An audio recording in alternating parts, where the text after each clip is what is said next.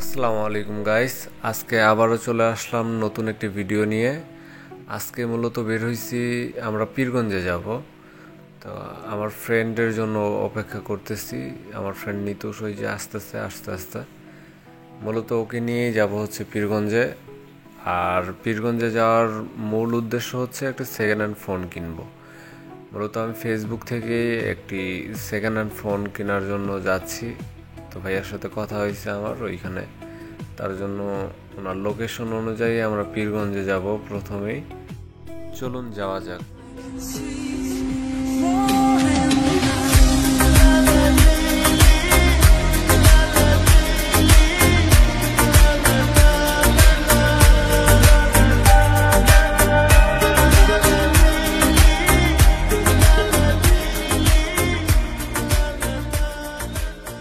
আজকে যেহেতু second hand phone কিনতে যাচ্ছি, তাই সেকেন্ড হ্যান্ড ফোন নিয়েই কিছু কথা বলি। এখনো পর্যন্ত আল্লাহর রহমতে আমি অনেকগুলো সেট কেনা বেচা করছি।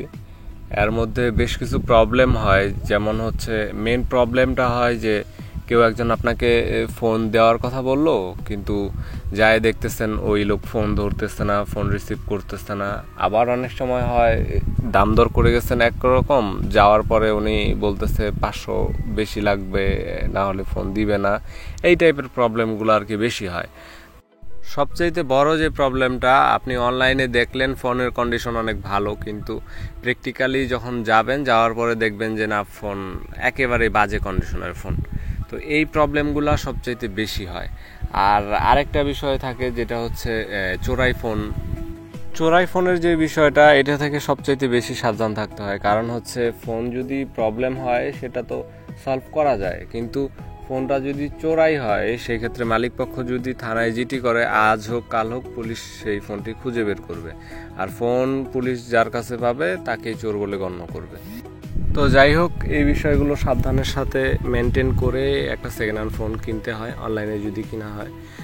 বিভিন্ন গ্যাজেট শোরুম কিংবা সেকেন্ড হ্যান্ড ফোনের যে দোকানগুলো আছে, সেখান থেকে ফোন কিনলে দেখা যায় যে দাম অনেকটা বেশি পড়ে। আর অনলাইনের মাধ্যমে কিনলে দেখা যাচ্ছে যে তুলনামূলক অনেকটাই কম পড়ে দাম। তার জন্যই মূলত পীরগঞ্জের উদ্দেশ্যে রওনা দেওয়া আজকে। আরেকটা প্রবলেম যেটা হয়, যে বিক্রি করবে ফোনটা, ও একসাথে দেখা যাচ্ছে যে দুইজনকে ডাকে। এখন আপনিও 6000 বলছেন একটা ফোনের দাম, আরেকজনও 6000 বলছে। ও কি করবে, আপনাদের দুইজনকেই ডাকবে। এখন যে আগে যাইতে পারবেন সে তার কাছেই সেল করে দিবে। সেই ক্ষেত্রে দেখা যায় পরে যে ব্যক্তি যায় তার ফোন রিসিভ করে না, কিংবা তাকে ব্লক করে দেয়। তার জন্য আমি সাজেস্ট করব, আপনারা যারা সেকেন্ড হ্যান্ড ফোন কিনবেন তারা আপনাদের পরিচিত কারো কাছেই কিনবেন, বাহিরের কারো কাছে ফোন না কিনাই বেটার। তো যাই হোক, ফাইনালি আমরা পীরগঞ্জে পৌঁছাইলাম, এবং পীরগঞ্জে পৌঁছানোর 1 ঘন্টা পর ওই লোক ফোন নিয়ে আসে।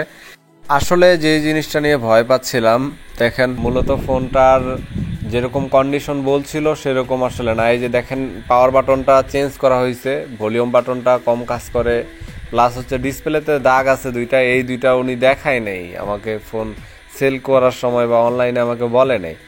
কিন্তু যাওয়ার পরে দেখতেছি এই প্রবলেমগুলো। কিন্তু এত টাকা খরচ করে গেছি, যদি ফোনটা না নিয়ে আসি আমার যাতায়াত, গাড়ি ভাড়া প্লাস মানে অ্যাভারেজে 400-500 টাকা লস হয়ে যায়। তাই বাধ্য হয়ে আমি ফোনটা নিয়ে আসতে হয়েছে।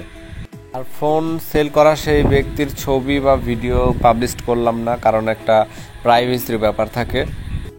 তো এই ছিল আজকের ঘটনা। দেখা হবে নতুন কোনো ভিডিওতে। ততদিন ভালো থাকবেন, সুস্থ থাকবেন। আল্লাহ হাফেজ।